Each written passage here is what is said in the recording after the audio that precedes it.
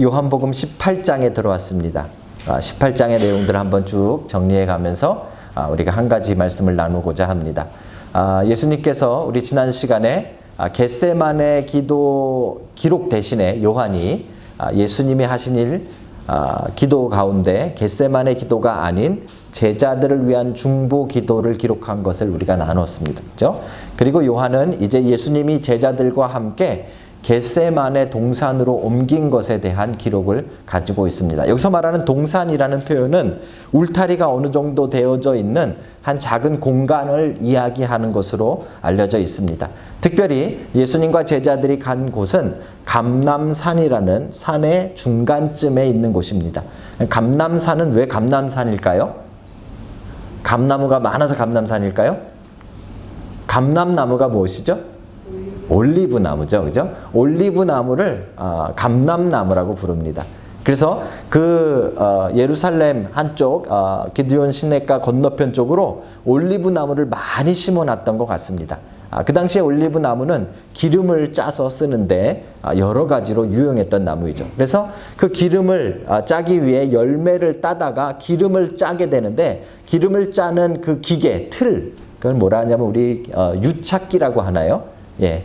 그것이 겟세마네입니다. 이름이. 그래서 지금 이 겟세마네라는 동산은 아마 이 올리브 나무들이 많이 심어져 있는 그 감람산에서 그 열매를 따다가 기름을 짜던 장소가 겟세마네였던 것으로 알려진 것으로 우리가 알 수 있습니다. 특별히 거기에 예수님께서 자주 제자들과 만나셨다라고 성경은 기록하고 있고요. 이것이 무엇을 의미하는가 하면 예수님을 배신하는 가룟 유다도 이 장소를 알고 있었다는 것을 의미하죠. 그래서 18장에 보시면 요한이 그 부분도 기록하고 있습니다. 가룟 유다도 이곳을 알고 있더라 이렇게 기록하고 있죠. 아니나 다를까 이제 예수님과 제자들이 이 겟세마네에 도착해 있을 때 얼마 후에 이제 예수님을 잡기 위해서 제사장의 종들과 또 군사들이 가룟 유다와 함께 겟세마네에 도착하게 되어집니다. 다른 기록하고 조금 다르게 요한은 이 부분을 굉장히 짧게 기록합니다. 예수님의 겟세마네 기도도 없고요. 거기에 뭐 다른 여러 가지 일들을 다 압축하여 정리하고 아주 긴박하게 이야기가 진행되는 것으로 기록합니다. 그래서 예수님을 잡으러 온 사람들을 바로 대면하여서 예수님이 먼저 질문하는 것으로 기록하는데 예수님이 이렇게 질문하셨습니다. 너희가 누구를 찾느냐? 이렇게 물어보시죠. 그렇죠? 그리고 그들이 나사렛 예수를 찾는다라고 말을 하자 예수님이 이렇게 대답하십니다. 내가 그니라. 그렇죠? 이 표현은 아주 굉장한 표현인데요. 이 구약에 모세가 하나님을 만났을 때 I am who I am 이라는, 그죠? 내가 스스로 있는 자다라고 말씀하셨던 그거와 같은 문장이고 같은 용법으로 사용되어진 것입니다. 신적인 용법입니다. 그래서 예수님은, 요한은 이 예수님의 말씀 가운데 이 부분을 굉장히 좋아하고 많이 기록했습니다. 나는 생명의 떡이요. 그죠? 또 나는 또 무엇이요? 나는 길이요. 나는 진리요. 이렇게 표현했던 것을 많이 기록해 놨는데 이것이 굉장히 신적인 표현이다라고 학자들은 이야기합니다. 어쨌든지 예수님께서 내가 그니라라고 대답했더니 성경에 보니까 특이한 일이 하나 벌어지는데 그 이야기를 들었던 사람들이 뒤로 한 발자국 물러나면서 다 앞으로 넘어졌더라 이렇게 기록하고 있습니다. 요즘 여러분들 뭐 이렇게 그 동영상 같은 거 보시면 목사님들이 막 이렇게 부흥사 이런 분들이 막 이렇게 손대면 사람들이 막 넘어지잖아요. 그죠? 그 이제 뒤로 넘어졌는데 오늘 본문에 보시면 이 예수님을 잡으러 온 사람들은 앞으로 넘어졌더라. 이렇게 기록하고 있죠. 아주 특이한 장면입니다. 이 장면을 왜 기록했는가 하면 지금 예수님이 힘이 없어서 어쩔 수 없이 붙잡히는 분이 아님을 요한이 강조하고 있는 겁니다. 무슨 이야기인가 하면 예수님께서 스스로 붙잡히고 있다 이걸 강조했다는 것이죠. 하나님이신 신적인 능력을 가지신 성자 하나님이신 예수 그리스도께서 힘이 있음에도 불구하고 스스로 우리를 구원하기 위한 십자가의 길을 선택하고 있는 것을 강조하기 위해서 예수님의 신적인 표현들 또 예수님의 대답을 듣고 사람들이 쓰러지는 장면들 이런 것들을 지금 요한이 기록하고 있는 것으로 보여집니다. 그렇죠? 그리고 이제 예수님을 붙잡은 이 사람들이 예수님을 어디로 끌고 가는가 하면 복음서에서는, 다른 복음서에서는 기록하지 않는 장소로 끌고 갑니다. 안나스라는 사람한테 데려갑니다. 안나스. 성이 안씨는 아니고요. 그냥 이름 자체가 안나스입니다. 이 사람이 도대체 왜 등장했는가 하면, 안나스라는 사람은 AD 6년부터 AD 15년까지 대제사장으로 있던 사람입니다. 지금은 대제사장이 아닙니다. 예수님이 끌려갔을 때는 가야바라는 사람이 대제사장이고, 안나스는 그 대제사장으로 알려져 있습니다. 그런데 이 안나스라는 사람이 대제사장으로 있다가 이제 로마 총독에 의해서 그가 해임되어지게 되는데, 그게 AD 15년인데요. 해임되고 나서도 굉장한 권력을 가지고 있었던 것으로 보여집니다. 여기 아주 중요한 게 하나 이 배경적으로 깔려 있는데, 우리 성경대학 때 나누었지만, 대제사장이라는 원래 직책은 이거는 한 번 되면 영원한 겁니다. 중간에 바뀌지 않습니다. 그런데 로마 시대 때 로마 이 총독들이 대제사장을 마음대로 임명하기도 하고 자르기도 했던 것을 우리가 볼 수 있습니다. 그래서 어떤 사람은 짧게, 어떤 사람은 길게. 주로 어떤 사람들이 대제사장으로 임명이 되는가 하면, 로마에 충성하고 로마와 아주 밀접한 관련이 있는 사람들이 이 대제사장이 되었던 것으로 보여지죠. 그러니까 안나스라는 사람은 비록 AD 15년에 대제사장에서 잘렸지만 그 가문 자체가 이 로마와 아주 밀접해 있던 사람입니다. 그래서 안나스의 아들들도 대제사장을 하고요. 심지어 조금 전에 말씀드렸던 지금 예수님이 끌려갈 때 이 당시의 대제사장인 가야바는 안나스의 사위입니다. 그러니까 집안이 다 이 권력을 가지고 있는 사람이죠. 우리로 말하면 이제 비선실세입니다. 그래서 안나스라는 사람에게로 예수님이 끌려가는 기록을 가지고 있습니다. 아마도 그 당시에 유대인들 사이에 가장 힘 있는 사람은 아마 안나스였던 것 같습니다. 비록 그의 사위가 대제사장으로 있었지만 오랫동안 그 가문을 이끌고 있었던 가문의 수장이 안나스였기 때문에 그렇죠. 예수님은 그에게 끌려가서 신문을 받습니다. 그리고 안나스의 신문이 끝나자 드디어 이제 안나스가 예수님을 자기 사위인 대제사장 가야바에게 보내어 신문받게 하는 장면이 요한복음에 기록되어져 있는 것이죠. 이제 중간에 잠깐 다른 이야기가 하나 등장하는데요. 바로 베드로에 대한 이야기입니다. 여러분 잘 아시듯이 이 일이 일어날 때 예수님을 따라서 대제사장의 뜰까지 들어갔던 사람이 두 사람 있었는데, 바로 베드로와 요한이라는 사람입니다. 베드로는 예수님이 이제 앞으로 어떻게 될 것인가 도대체 붙잡혀 가긴 갔는데, 예수님의 말씀대로 어떤 기적이 일어날 것인지 그것을 확인하기 위해 예수님을 따라갔던 것으로 보여집니다. 그런데 때마침 그 대제사장의 뜰에서 누구를 만났는가 하면, 겟세마네에서 자기가 칼을 들고 귀를 잘랐던 대제사장의 종인 말고라는 사람의 친척을 만나게 되어집니다. 그러니까 아마 그 자리에 있었던 사람인 것 같아요. 그가 지금 베드로를 알아본 것이죠. 그리고 베드로에게 네가 예수와 함께 있었다라고 묻는 장면들이 등장합니다. 물론 그 사람뿐만 아니라 3번에 걸쳐서 베드로는 사람들의 의심을 받게 되어지고, 베드로는 3번에 걸쳐서 자기가 예수와 아무 상관없는 사람이라고 거짓말을 하면서 예수님을 부인하는 장면이 기록되어져 있습니다. 3번째 부인했을 때 닭울음 소리가 들렸습니다. 이게 뭐죠? 바로 전날 밤에 예수님께서 마지막 만찬을 나누실 때 베드로에게 하셨던 말 그대로입니다. 네가 이제 오늘 새벽 닭이 울기 전에 나를 3번 부인하리라 하셨던 그 말씀이 생각난 것이죠. 그렇죠? 그 말씀대로 지금 일이 벌어진 것입니다. 그때서야 베드로는 예수님의 그 하셨던 말씀이 기억나고 생각나서 밖으로 뛰쳐나가 통곡을 하며 울게 되어지는 것입니다. 그렇죠? 자, 그리고 이제 안나스에게서 가야바로 이제 끌려갔던 예수님은, 안나스도 그 당시에 권력이 있고 가야바도 그 당시에 권력은 있었지만, 문제는 이 사람들은 다 유대인들이었습니다. 그 당시에 로마가 통치하는 시대였기 때문에 재판권이 누구에게 있는가 하면 로마에게 있었습니다. 그래서 이들은 예수 그리스도를 사형시키기 위해서 자신들이 판결을 내리지 못하고 예수님을 끌고, 오늘 본문에 보시면 관정으로 갔다라고 표현하고 있습니다. 이 관정이라는 단어는 이 군사 사령관의 천막이라는 뜻입니다. 말 그대로 하면 그 당시에 유대 총독이 그 로마 총독이 머물던 관저였던 것으로 보여집니다. 6월절 기간이었기 때문에 유대인들은 이방인의 뜰 안으로 들어가질 않습니다. 그리고 문 밖에 서서 이제 예수님을 데리고 이제 빌라도에게 나오라고 소리를 치고 있었던 것이죠. 빌라도가 밖으로 나갔습니다. 그리고 예수님을 안으로 데려다가 이번엔 빌라도가 신문하기 시작합니다. 자, 오늘 요한복음 18장에 보시면 이게 하이라이트입니다. 빌라도가 이제 예수님에게 세 가지 질문을 합니다. 예수님에 대해서 세 가지 질문하는데 첫 번째 질문은 네가 정말 유대인의 왕이냐 하는 질문입니다. 그렇죠? 거기에 대해서 예수님께서 대답하시고요. 두 번째 질문은 네가 유대인의 왕이라면 왜 너의 민족인 유대인들이 너를 나에게 고소했느냐, 나에게 데려왔느냐 하는 것을 이야기하는데 네가 도대체 뭘 했기 때문에, 네가 뭘 해서 나에게 데려왔느냐라는 것을 질문합니다.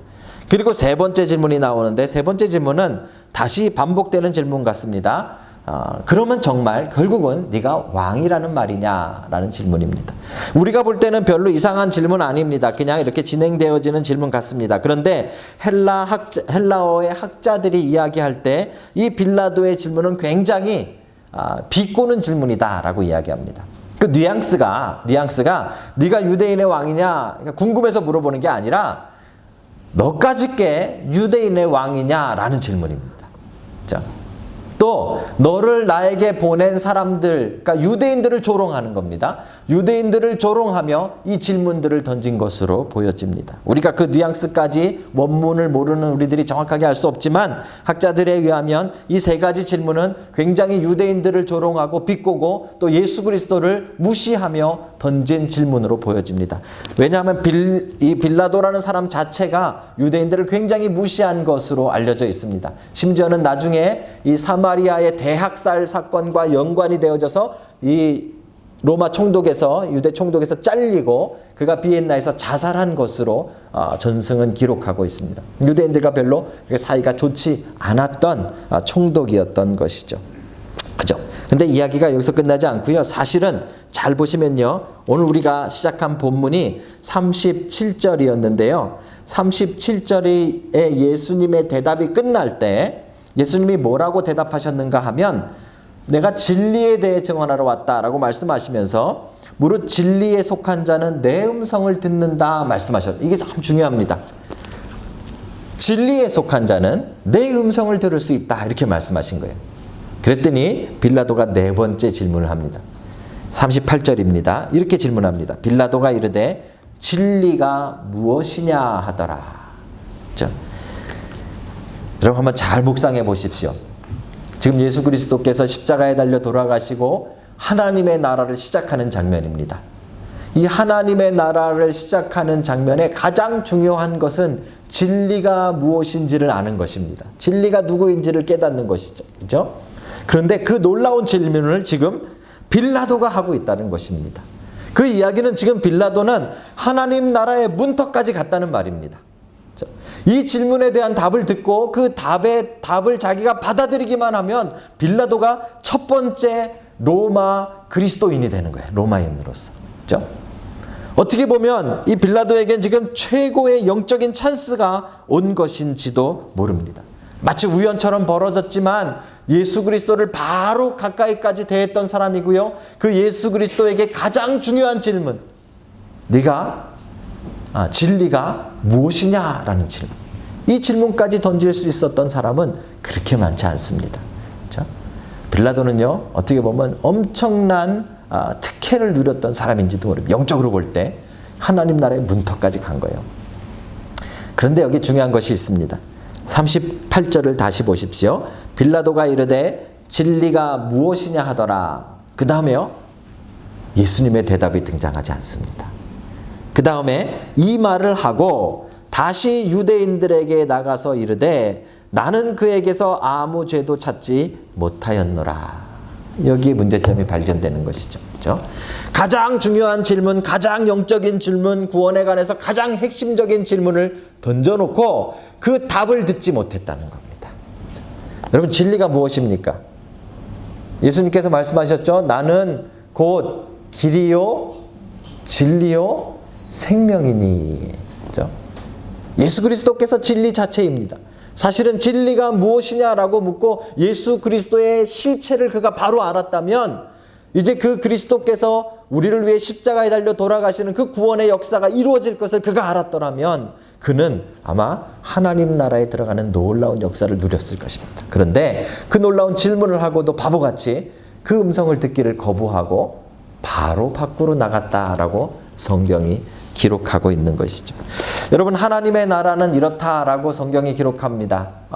비유해 보면, 마태복음 비유해 보면 하나님의 나라는 이와 같으니 농부가 밭을 갈다가 보화를 발견한 것과 같도다, 이렇게 표현했습니다. 여기는 아주 깊은 의미가 들어 있습니다. 하나님의 나라는 그 보화와 같은데 누가 발견하는가 하면 우연처럼 그냥 밭을 갈다가 발견하는 사람도 있다는 말입니다. 그렇죠? 여러분들이 하나님의 나라를 발견하고 진리를 발견하고 하나님 나라의 백성이 되어지는 그 과정에서는요, 특별한 일들만 일어나는 것이 아니라 우연 같은 일들, 그냥 일상 같은 일들 속에서도 하나님 나라가 발견되어진다는 것을 우리에게 이야기해 주는 것이죠. 마치 지금 빌라도가 그 문턱까지 간 것처럼 말입니다. 그렇죠? 여러분들이 그냥 버스를 타고 지나가다가, 아니면 여러분들이 그냥 뭐 직장에 출근하러 갔다가, 여러분들이 그냥 일을 하다가, 여러분들이 친구를 만났다가, 여러분들이 카페에서 차를 마시다가, 얼마든지 일상적인 일 가운데서도 하나님의 나라를 발견하는 사람들이 생긴다라는 말입니다. 문제는 무엇입니까? 그게 하나님의 나라인지, 그게 보화인지를 못 알아보면 망하는 겁니다. 지금 빌라도는 어떻게 보면 지금 그리스도를 눈앞에 두고 그에게 진리가 무엇이냐라는 네 번째 이 놀라운 질문까지 했지만 결국 그 답을 듣지 못하고, 듣지 않고 그가 밖으로 나가버립니다. 밖으로 나가서 그가 한 일은 사람들의 소리를 들은 것입니다. 사람들에게 이야기합니다.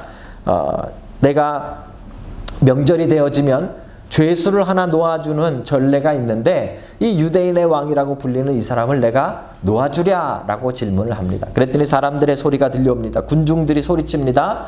그 사람이 아니요, 바라바를 놔주시오. 자, 깜짝 놀랐습니다. 빌라도는 사람들이 그렇게까지 하리라고는 생각을 못했습니다. 이 사람에게 특별한 죄를 발견하지 못했는데, 사람을 죽인 것도 아니고 크게 남들에게 어떤 해를 끼친 것도 아닌데 이 사람을 향해서 그렇게까지 할 거라고는 그가 예상하지 못한 것이죠. 그래서 빌라도는 예수를 다시 데려다가 채찍질하며 고문합니다. 심하게 매를 때려서 채찍질하여 피투성이를 만들고 다시 사람들 앞에 세웠습니다. 그리고 사람들에게 묻습니다. 이 유대인의 왕을 놓아주랴, 바라바를 놔주랴. 그랬더니 사람들이 소리칩니다. 십자가에 못 박으소서. 십자가에 못 박으소서. 여러분, 빌라도는 주님이 하시는 그 대답을 듣지 않았지만 뭐를 들었어요? 사람들의 소리를 들었습니다. 군중들의 소리를 들은 거죠. 그렇죠? 결국은 빌라도는 사람들의 소리를 듣고 지금 최고의 자기 일생에, 아니면 역사에 최고의 영적인 기회를 놓쳐버리고 예수를 십자가에 못 박아 죽게 하는 그 일을 그가 행하게 되는 것이죠. 그래서 우리는 사도신경을 외울 때마다 우리의 입으로 계속해서 지금 2000년 동안 수많은 사람들이 이렇게 말합니다. 본디오 빌라도에게 고난을 받으사. 이게 엄청난 일 아닙니까? 그죠? 그때 누구의 목소리를 들었느냐에 따라서, 누구의 음성을 들었느냐에 따라서 그 사람은 영원히 그의 방향이 틀어져 버린 것입니다. 만약에 그때 빌라도가 예수 그리스도의 음성을 듣고 오히려 사람들의 소리에 귀를 막았다면 어쩌면 우리가 외우는 사도신경의 이름이 바뀌었을 수도 있습니다. 다른 사람이 그 역할을 했을 수도 있습니다. 그런데 빌라도가 거기에 이름이 들어간 것은 주님의 음성을 듣지 않고 사람들의 소리를 들었기 때문입니다. 누구의 소리를 듣느냐가 우리의 인생을 바꿔가기도 한다는 것이죠. 요즘 대한민국은요, 난리입니다. 사실 일본과 우리나라가 이 무역 전쟁이 벌어졌죠. 경제 전쟁입니다. 아주 심각합니다. 그죠? 아주 이 심각한 문제가 벌어졌는데도 여러분 뉴스를 틀어서 지난 한 3일, 4일 동안에 있었던 뉴스를 쭉 보시면 이 얘기가 갑자기 없어졌어요. 이 경제, 이 일본과 이 불매운동 이 얘기가 거의 없어졌습니다. 한두 건 나올까 말까입니다. 모든 뉴스는 어디에 초점을 맞추고 있는가 하면 법무부 장관을 임명하느냐 마느냐 하는 것에 대한 이야기입니다. 그렇죠? 아마 난리가 났습니다. 뭐 그렇게까지 막 정말 심각하리라고는 심각하게 사람들이 대응하리라고는 생각 못했는데 무슨 애 성적표에 애 표창장까지 다 뒤져가지고 난리가 났잖아요, 그렇죠? 그러면서도 이제 끝까지 막 왔습니다. 그래서 우여곡절 끝에 이 청문회가 엊그저께 열렸어요. 그리고 뭐 청문회에서 한 방이 터지네 마네, 근데 결국 뭐 안 터지고 뭐 이래저래 하고 끝났는데 끝나면서 한 방이 터졌죠, 그죠? 그 후보자의 아내 되시는 분이 검찰에 기소가 돼 버렸어요. 자, 이 이제 복잡한 상황이 됐습니다. 이제 대통령은 청문회가 끝났기 때문에 이제 순방을 마치고 한국에 돌아가서 임명만 하면 됩니다. 상황은 이제 임명만 하면 되는데 청와대에서 이렇게 발표했어요. 이 청문회 후에 여론을 듣고 결정하겠다, 이렇게. 그렇죠? 여론을 듣고. 여러분 한번 잘 생각해 보십시오. 대통령입니다. 대통령이 물론 대통령이라고 뭐든지 다 마음대로 할 수 있는 건 아니겠죠. 그죠? 하지만 뭔가 이 중대한 결정을 해야 되는데 뭐가 제일 중요한가 하면 이제 누구의 소리를 들어야 하는가 하는 입장이 되어져 버린 것이죠. 갑자기 제가 무슨 청문회 얘기하니까 저의 무슨 이 정치적인 견해를 밝히는 줄 알고 귀 기울여 들으신 분들에게 실망을 드려 죄송합니다. 정치적인 견해를 목회자가 밝힐 이유가 없다고 생각하고요. 별로 그렇게 큰 관심이 없습니다. 거기에 중요한 거는 그 상황들을 쭉 보십시오. 얼마나 가짜 뉴스도 많고 얼마나 진짜도 많고 뭐 이렇게 섞인 것도 많고 얼마나 복잡합니까, 그렇죠? 오늘날의 이 정보의 홍수 시대를 우리가 살아가고 있습니다. 핸드폰 생기고 나서부터는요 더 심각합니다. 이제는요 이 정보가 부족해서 문제가 되는 시대가 아니라 넘쳐나서, 그렇죠? 너무나도 많은 정보들이 여러분 주변에 있습니다. 문제는 누구의 소리를 듣느냐. 누구의 소리를 듣느냐에 따라서 그 사람의 인생이 바뀌기도 하고 누구의 소리를 듣느냐에 따라서 그 사회가 바뀌기도 하고 세상이 바뀌기도 한다는 것을 우리는 기억해야 되는 것입니다. 우리는 잘 알고 있습니다. 세월호 사건을 기억하시죠, 그죠? 세월호 사건이 일어나서 배가 침몰할 때 방송이 나왔답니다. 다들 그 방 안에서 움직이지 말고 기다리라. 그 어른들의 소리를 들었던 아이들은 다 희생을 당하고 기다리라 그러는데도 불구하고 불안하다고 안 기다리고 뛰쳐나가서 위에 올라간 아이들은 다 살았답니다. 누구의 목소리를 듣느냐, 그게 생명을 좌우하기도 한다는 것이죠. 어떤 사람은 친구의 말을 듣고 인생이 망하기도 하고 어떤 사람은 친구의 말을 듣고 인생이 다시 성공하기도 합니다. 어떤 사람은 부모의 말을 듣고 인생이 꼬이기도 하고 어떤 사람은 부모의 말을 듣고 또 인생이 펼쳐지기도 합니다. 놀랍게도 우리는 우리가 뭘 결정하고 우리의 마음대로 살아가는 것 같지만 결국 우리의 인생은 누구의 음성을 듣느냐에 따라서 바뀐다는 것을 우리는 분명하게 하셔야 됩니다. 오늘 본문에는 두 사람이 등장합니다. 물론 여러 사람 등장하지만 제가 말씀드리고 싶은 사람은 딱 두 사람입니다. 한 사람은 베드로입니다. 베드로의 인생은 지금 망하는 것처럼 보입니다. 그죠? 그가 여태까지 열심히 쫓아다녔던 예수 그리스도께서, 주님께서 붙잡혀 가셨습니다. 그죠? 그리고 몰래 어떻게 되는가 보러 따라갔다가 오히려 자기가 궁지에 몰리고 마지막에 차라리 안 따라갔으면 좋았을 텐데 따라가는 바람에 그 자리까지 가서 사람들에게 공식적으로 나는 예수를 모른다, 나는 예수를 저주한다 라고 3번이나 부인하는 아주 실망스러운 사건이 요한복음에 기록되어져 있는 것이죠. 그죠? 그런데 이 이야기의 마지막 파트에 요한은 기록하고 있지 않지만 다른 복음서에서 뭐라고 기억하고 있는가 하면 닭이 울자 베드로가 주님이 하신 말씀이 기억나 이렇게 기록하고 있습니다. 그렇죠?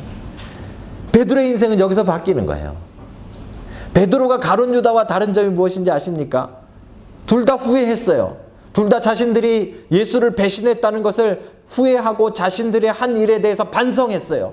가룟 유다는 자기가 받았던 돈을 다 집어 던졌어요. 그렇죠? 하지만 가룟 유다의 이야기에서는 예수님의 음성에 귀 기울인 것이 등장하지 않습니다. 그런데 베드로는 인생이 망한 것 같은데 마지막 부분에 주님의 음성이 기억나, 주님이 말씀하신 것이 기억나, 그가 뛰쳐나가 눈물을 흘리며 회개하게 되어지죠. 그렇죠? 베드로의 인생은 주님의 음성을 들음으로 완전히 바뀌어버린 것입니다. 빌라도라는 사람이 등장했습니다. 우리가 잘 아는 사람이죠. 그죠? 그런데 이 사람은 조금 전에 말씀드린 대로 이 천국의 문턱까지 간 사람입니다. 이것에 대해서 여러분 생각해 보신 적은 별로 없을 것입니다. 하지만 그가 진리가 무엇이냐라고 물었다는 이 질문은 대단한 질문입니다. 니고데모와 못지않는 질문입니다. 그렇죠? 그 질문을 하고 천국의 문턱까지 갔는데 결국 그는 주님이 대답하시는 것을 듣지 않고 밖으로 나아가 버렸습니다. 그리고 사람들의 소리에 귀를 기울이고 사람들의 소리에 따라 판결을 내리고 사람들의 소리에 따라 예수를 십자가에 못 박아 죽이게 되어진 것이죠. 결국 그의 인생은 거기서 망하게 되어진 것입니다. 사랑하는 성도 여러분, 여러분들은 누구의 음성을 듣고 계십니까? 우리에겐 수많은 소리가 있습니다. 주변의 친구들의 소리, 또 부모님의 소리, 또 주변의 어른들의 소리, 또 뭐 여러 가지 회사의 동료들의 소리, 심지어는 뭐 유튜브, 뭐 인터넷, 우리에게 말하고 있는 수많은 소리들이 있습니다. 근데 여러분들이 오직 여러분들의 인생을 맡길 수 있는 소리는 단 하나밖에 없습니다. 주님의 목소리입니다. 그게 바로 우리에게 주신 하나님의 말씀인 것이죠. 말씀이 여러분들에게 들릴 때, 말씀이 여러분들 귀에 들리기 시작할 때, 말씀이 여러분들의 마음에 들리기 시작할 때 여러분들은 아무리 실수해도 베드로처럼 돌아설 수 있는 기회가 여러분들에게 주어지는 것입니다. 근데 만약에 빌라도처럼 주님의 말씀이 들리지 않는다면 여러분의 인생은 잘못된 방향으로 망하게 되어지는 것이죠. 사랑하는 성도 여러분, 주님의 음성을 듣는 여러분 되시길 주의 이름으로 축복합니다. 37절에 이렇게 마무리합니다. 37절의 맨 마지막 부분에 다시 한번 읽어드립니다. 곧 진리에 대하여 증언하려 함이로다 하시고 무릇 진리에 속한 자는 뭐라고요? 내 음성을 듣느니라. 여러분, 주님의 음성이 들리십니까? 오늘 여러분들을 향한 주님의 음성을 듣는 놀라운 시간이 되시길 주의 이름으로 축복합니다.